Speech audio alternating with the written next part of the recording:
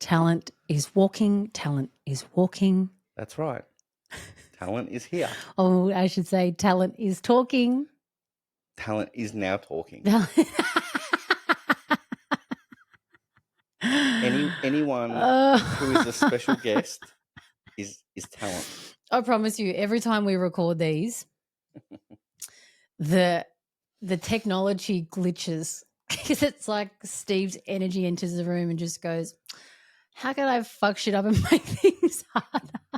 I don't make things harder. My love, it is the monthly time. It is a time of the month where you come on and we talk about relationships. And so to begin, what have you enjoyed and not enjoyed about our relationship this past week? This past week's been pretty good. Mm-hmm. I've enjoyed, I think our awareness. I've enjoyed awareness when you have a conscious relationship and you're very aware of when you're good, when you're not good, if you're not good, what you're tweaking, what you're fixing, and you're really making an effort to keep it good. I've enjoyed that. That's cool. I've enjoyed my Big Mac tacos Yeah. that I have received on multiple occasions this week. Yeah, we came up with an agreement. That we actually should have recorded that agreement because that was freaking funny. That was funny. It was a full negotiation. Yeah. So Kat, as part of her wedding vows to me, said that she would make me Big Mac tacos once a month for the rest of our lives. Silly. And I had my once a month supply and I wanted more. So we had this full process of negotiating, well, how we're going to do it. Is it a credit system and you actually have 12 a year, but you can use them all in 1 month? And then I was like, well, hang on a minute, let's assume 40 years of marriage. That means that, there's going to be 12 times 40. That's a lot of tacos. I'd like to front load them all into this year and have one a year, one a day. And then we ended up settling on $75 is what I have to pay. Because I hate making them. I don't hate making them, but they're fiddly. Yeah. To make them well, they're fiddly. Yeah. And so Kat's so long story short, Kat now has a side hustle because she's made $150 this week cooking me Big Mac tacos. What I haven't enjoyed is paying for something that should be given for free. What about yourself? Yeah, I have enjoyed. Oh, and I have not enjoyed as the talent. Yeah. I make it very clear. Yes. To call for talent. Yes. When everything is ready. Well, everything I thought was and ready. I came to the studio and I sat down and you called me to this spot and my microphone was not even plugged into the console. That is no way to treat talent. Now, over to you. Okay, we need a new manager. I have enjoyed, you probably nailed the wording really well of the awareness. I have enjoyed us keeping us. You know what I mean? And that has felt good. Like I think we've been both tending to the real micro little things. Oh, you look so cute right now. What is it, my smoochie? Oh, you just look like a little, I don't know if you're a dog, what kind of dog you'd be, but you look like a little puppy dog. What I actually also enjoyed me laughing my absolute pants off this morning at like losing my shit to the point of hysteria. And that was just hilarious, Buzz. I love that moment. If none of you have heard Kat laugh her ass off, it's kind of like a hyena meets a cockatoo, and it was happening for about 2.5 minutes. Probably with a kookaburra. You should have recorded it. I got concerned that she was legitimately having like a nervous breakdown because I could not get her to stop. That was a good laugh. I really liked that. What have I not enjoyed? Nothing, because I'm perfect. Moving on to the podcast. I have felt but this also comes into our goodness too, and what I have enjoyed. I have felt when we have micro pulled away. I've felt that, and having enjoyed that. But then we have both brought ourselves back through other little micro ways. So, yeah. Yeah, cool. That's it. There you go. You got a cool name for this episode. Today's episode is Dun, dun, dun. Communicate or Detonate. Bum, bum. That's such a you. It's a wicked title. name for a podcast because it gives All right, you talk it out. everything in the title. Talk it out. Communicate or Detonate. Basically, 2 options only. Fair enough. Steve always thinks there's only 2 options. There's in the only world. ever 2 options. 2 options in a relationship. You're either going to communicate in your relationship or you're going to detonate your relationship. Basically, what this is about is the fact that when I observe other people's relationships. Yeah. Right. Well, actually, sorry. Let me take a step back. One, when I observe other people's relationships. And secondly, when people give us comments on our relationship, right? Because a lot of people do write on, your Instagram, like couple goals and, what they love about a relationship. And when I Even in our speeches, people writing about our, people doing speeches at our wedding would say this too. Yeah. Yeah. But when you like, imagine like you cook a soup and then you like burn off all the I'm just going to say you've used up your likes. When you're cooking soup and you burn off all of your liquid, yeah, and you condense it down to a jus oh, or whatever yeah, it's yeah, called. yeah. When you do that, Jus. what's at the essence for us, I believe, that makes our relationship good. What it boils down what to. It boils down that's to. It. Yeah, that's it. Is our level of communication. So when I observe other people who have potentially issues in their relationship, if you dig hard enough, if you ask enough questions, you always find out they're not communicating. Yeah. Right?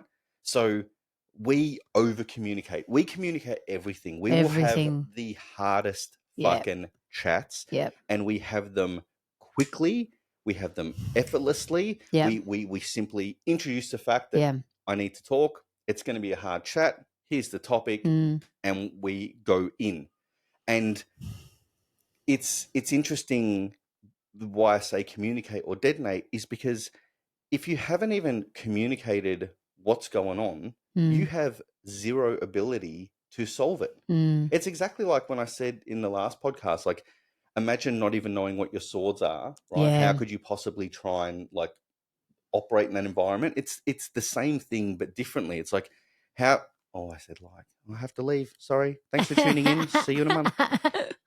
How could you possibly deal with a problem that you don't even know exists or you haven't been able to communicate?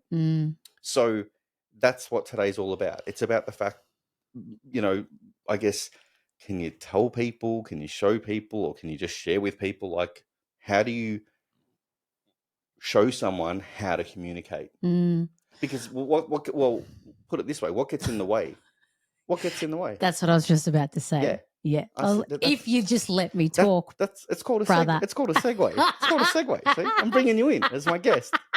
Kat, thanks for joining us. Thanks to welcome to the Steve Bookler Show. No worries. If people aren't communicating, what are some of the reasons, Kat, why that might be? Well, that's the point that I wanted to make. I believe that inherently and innately that people do want to be able to communicate their pain or their discomfort or their frustrations, whatever it may be. And I guess I know this because I work with women in one-to-one coaching or with the Zero Fucks program. And relationships are unavoidable, whether it's at work, whether it's with your children, whether it's your ex-partner, whether it's with your current partner, whether it's someone that you're dating, friendships, etc. They're everywhere. We can't avoid them. And when things come up, that will be the first question that I ask. Have you communicated your needs? Have you communicated your frustration? Have you communicated your whatever? And mostly the answer is no. Or, yes, I have, but it ended up in a big Barney, right? So fundamentally, what stops us from having a conversation and broaching a conversation with someone, let's talk about intimate relationships, someone that we love, is our ego. And that ego is plugged in and linked into little you, little childhood you, that has stories, wounding, beliefs around communicating your needs, because possibly at one time in your life, you communicated what you wanted, what you didn't like, or whatever, and it wasn't received well. And so you felt rejected. You felt misunderstood. You didn't feel heard and you didn't feel acknowledged. And that hurts. We know how much that hurts when we're not heard, when we're not understood, when we're not acknowledged. Or what do we call it? HUA. HUA. Hua. That's our little acronym now. And that's one piece of what will stop people from communicating. And the other, if people do typically communicate, they communicate also with their ego, right? Sometimes it's very difficult, or often it's very difficult to go into a hard chat with your swords down, with awareness and presence. So people will go into a conversation or into what they want to talk about, and defensiveness is there, or speaking over is there, pointing the finger, you always, you never, which are, phrases that I know we use, and that will only get the other person's back up, right? So then we think, well, why bother broaching anything again? Because it's just going to end up in a fight, and there's going to be no resolution. So one can be that one side of it is we're afraid of rejection. We're afraid of the relationship ending as well, which is what many clients of mine have shared. And even with you in the beginning of our relationship, I would find these conversations hard to have, and I'd rather avoid them because I would think, my ego would think, this is going to end. This is now where we're done. But rather it's still learning. Oh shit, you can have these hard chats and stay together and still be in love at the same time. In fact, I would argue that the ability to have the chat will strengthen your ability to have a successful relationship. Yeah. But there's ways that you need to do it. So it's not just about you pulling your headphones out now, pressing pause on this and running off and going, hey, partner, we need to chat. We need to chat. There's conscious ways that we do it to make sure that it's going to be effective, that it's going to be value adding, that it's going to move us forward, that it's going to be civil. So the first one is... So tell us, Steve. Yes. Okay. What are those ways? The first one is that we announce the chat. We don't just have it. So I'll say to Kat, have you got a minute? I'd like to have one of our chats. Yeah. Or when you have a minute, I'd like to. Right. So it's acknowledging I need some space to be able to talk to you about something in our relationship. And I don't want it to be done on the fly while you're cooking. I want to sit down and have a conscious bit for it. Want to be present. Yep. So that's the first step. So it's almost like putting it in your diary. Make an appointment to have the chat. Give yourself probably, half an hour, an hour. Like, don't make it short if you know it's going to lead to... Yeah, or if you know the kids are coming home from school or after school practice, or, you've got a meeting coming up. It's like... So be conscious about it. Yeah. Then the second thing I would say that we do is we have a very good framework. So we work within a model in the chat. We will talk about the fact that, each person, it's a safe space. So we can both speak about how we feel. We don't get heated. We allow the other to finish and then we respond. We will refer to our feelings in the third person. If we are going to talk about the ego, it's like, this is how my ego is interpreting what's going on. We don't identify with it.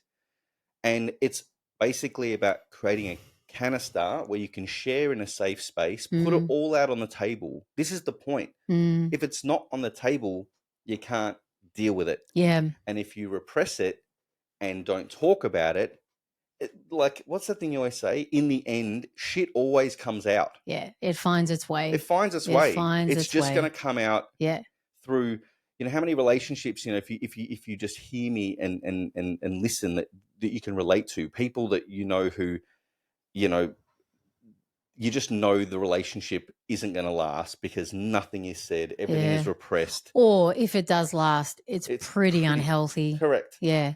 And because you have to deal with it. You're either going to shove it into your body and it's going to show up in some sort of physical manifestation of stress, right? Or disease or whatever.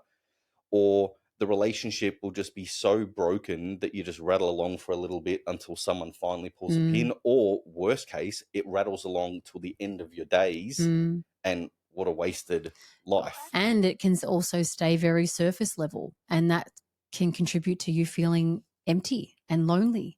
And then that contributes to possibly you looking outside of the marriage because you don't want a surface level relationship, but you're unwilling to have the chat. And something that I say to my clients, and again, this could be in business. So if you're a business owner and you're talking to your employee, this could be to your friend, this could be to your relationship, especially if you find it hard to talk. I would say that you have helped me. Do you find approaching these chats hard or easy, like bringing them up? Easy, yeah. But that it's just, I mean, I'm fortunate because in the way that I operate, I've never found having blunt conversations difficult. Yeah, whereas I would typically be more avoidant until it reaches a peak inside of me where I can't take it, and then I have the chat. So really what Steve has helped me do is bypass all the fucking gunk and anxiety that I let myself experience and instead just go, oh, this is going to be awkward. So this is for the people who find it awkward. It is absolutely okay. So one, to frame it up like Steve said before, I'd really like to have a chat about something. So please let me know when you've got some time that we can be uninterrupted. And because you're the one that has, pulled together all the Dutch courage that is possible, then to actually, okay, the other person is in front of you and you're like, oh my gosh, my heart is pounding. I feel so anxious. I don't even know why I'm bringing this up. And you feel uncomfortable. The one thing that I say to my clients, and I also say to myself, is to communicate that. When you're there and you're in front of them, now do the next stage of framing. Hey, there is something that I want to bring up with you. And I just have to say that this is really uncomfortable for me. I feel really awkward right now. And I'm not sure how this is going to come out, but please know that I have the best intention for our relationship. And if possible, if you can just hear me out first, that would be great. And then we can chat it out. Like that's another, well, that's the next stage of framing. And even just because if that other person is unaware of what you're talking about, let them know the weight that it is for you, whatever that topic is, So if it was the other way around, the other person could say, okay, I really need to have a chat to you about something. And I'm feeling pretty vulnerable. It's about intimacy, or it's about the way that you talk to me in front of others, or it's about and give, a neutral frame, a neutral topic. Yeah. But title it. Yeah. Like, let them know what it's going to be about. Don't just start rambling on about stuff and they're trying to keep up. Yeah. I always say to people, if I'm ever have to fire someone, which I've had to do many times in my career, I will always start the conversation with, I'm just letting you know we need to terminate your employment. Then I talk. That way they're not wondering what the hell's going on. They're like, I know I've just been fired. Now the reason comes. So it's eating the frog, which is fucking hard, isn't it? So you ask for the chat formally, create space. Secondly, you have a framework of how you will operate in the chat. Third, you title it. And then the other two bits of advice that I would give on it is, if the chat starts to no longer be productive, in other words, you've lost control of the framework, you're yelling, going off different tangents, no one's listening anymore, it's talking, you stop the chat. Stop. So it's no different to when you have mediations occur, either in business or in family law, or if you're negotiating, a mediator will always say, let's just stop it here because we're not being productive anymore. Let's both separate, go and have lunch or whatever, and come back. And you can do the same thing here. You can say, look, this is no longer being productive. You've heard my bit, I've heard your bit. Let's just take a break for because it's also not saying that in that you initiating that chat, it's not necessarily you need to find a solution within that time frame, right? So that's something to have expectation management about, because the difficult conversation has been brought up and it's been chatted about, and whether or not it has gotten heated, please do not feel pressure or put the pressure on to find a solution then and there. We as humans, sometimes we need space. Sometimes we need space to process, to let things land. That's often what sometimes Steve and I will do. We have the chat and then we take some quiet time. We're still close with one another. But yeah, you need time to Correct. let what the other person has said sink in, to appreciate their point of view if you weren't expecting it, lots of things. Lots of things. And then after that, the important part is whether you break the chat because it's gone not well, or whether you break the chat because it's come to its natural conclusion, it's time to go away and think. This is the other critical part. Circle back. You know, a lot of people will build up the courage for a chat, have it, and then you don't come back and revisit. Like, we will always come back and say, okay, when we had this last chat, we both agreed that we were going to do X, Y, and Z. And I want to come back a month later and say, hey, remember that chat? Well, some of the things that, you know, I had said that I was going to do, or you said you were going to do, they're not happening. And I just want to put it on the table to talk about that, because why hasn't it happened? Or how can we make sure it happens, or whatever else? So what you can see here is communication in a relationship. It's not a one-shot deal. You don't communicate once and then leave it. No. We've seen people who we know who have finally had a communicative proper chat and then gone, oh, you know, it's all fixed. And it's like, no, it's not. Because 6 months later, new things have come up. And once again, the pattern of non-communication is evident. And it's like, there needs to be a conversation occur there. You can clearly see it needs to happen, but no one's prepared to go back because it took so much, you know, pain and effort to finally get there last time. And I think sometimes it can feel as though if you need to have the chat again and again and again and again, and this is what a lot of relationship experts will say, conversations continue to happen. And if they're not happening, then your relationship is dying or detonating, or in the process of detonating. It can feel as though that if you continue to have the conversation that, oh, you know, we're not getting anywhere. It's too much bringing this up. Stop bringing it up with me. It's triggering me. It's this, it's that, or the other. It's actually very necessary.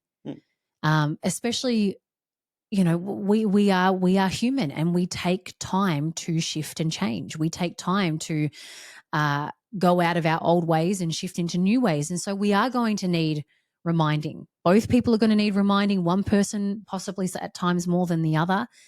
And this is where it comes back to one of our other podcasts of the agreements that you set when you get into a new relationship.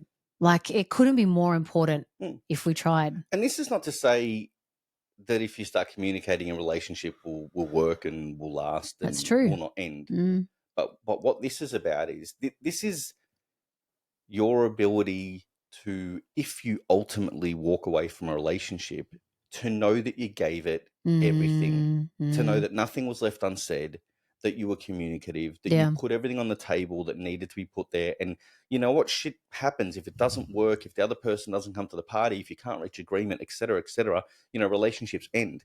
But at least you'll know. But so many people will have relationships end and never have had the opportunity to see what could have happened if I just said the things that needed to be said more frequently. So our advice is you communicate or you detonate. Or you detonate.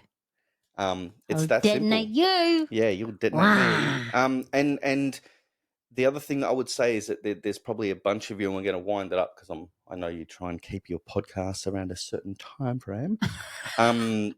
Plus, you only booked me for the half hour. Oh my gosh! The talent Shut up. is waiting for his check. Some of you listening to this, I will bet my balls that hearing this in the back of your mind, you know right now that there are things that you need to go and talk about. If any of you have had this epiphany, that is that little voice inside you saying, hey, you know, we need to go and have the communication. We need to go and have this chat. And I would strongly encourage you to do so, because there will be that little window after this podcast where you know that it's something that you need to do, but you're going to find a way to rationalize why it doesn't have to happen. Take action whilst you're inspired to take action. Yeah. And if the ego does get in the way, that's where I ask you to get curious. Get curious as to why you have listened to this and felt inspired. And then when you've stopped listening to this and it's been a day, it's been 5 days, it's been a week, it's been 2 weeks, really you got to start asking yourself, what am I afraid of? What does my ego deeply fear by me expressing what's on my heart? Because that fucking matters. That really matters, because that's the very thing that is preventing you, that story, that belief, that wound, that is the very thing that is preventing you from expressing yourself and having a conversation with your human. So that's what I would ask for you to do the work on. And if you're not even sure because you haven't done the work to identify, where you stop and your ego starts and vice versa, then there's plenty of tools available for you. Kat is you've re-released your one-on-one coaching. Yeah. So if there's people there who want to work one-on-one with Kat, you can do so. I think you're running 20-minute calls where they can dial up. Free 20-minute calls. You can, but just to be clear, they are not coaching calls. They are calls where you're like, fuck, I need to do this work. And so we jam it out. I hear where you're at and what you're up to and what you're seeking. I will genuinely share with you if I can be of service to you. And then we can rock and roll. It's like a compatibility call to see if you're the right fit for each other. Yeah. So that's one option. The other one is you've got your Zero Fucks program. Yeah. The next enrollment is June 1st. Yep. Which is the online. You can be anywhere in the world. Anywhere and in the world. You will do ego work. You can also be anywhere in the world and work with you as well. That's true. So there's plenty here for you. I hope. And my book is coming out August 13th. You'll see it in there too. Yeah. And I'll be reading it August 14th with Big Mac tacos. Until next month. See you guys.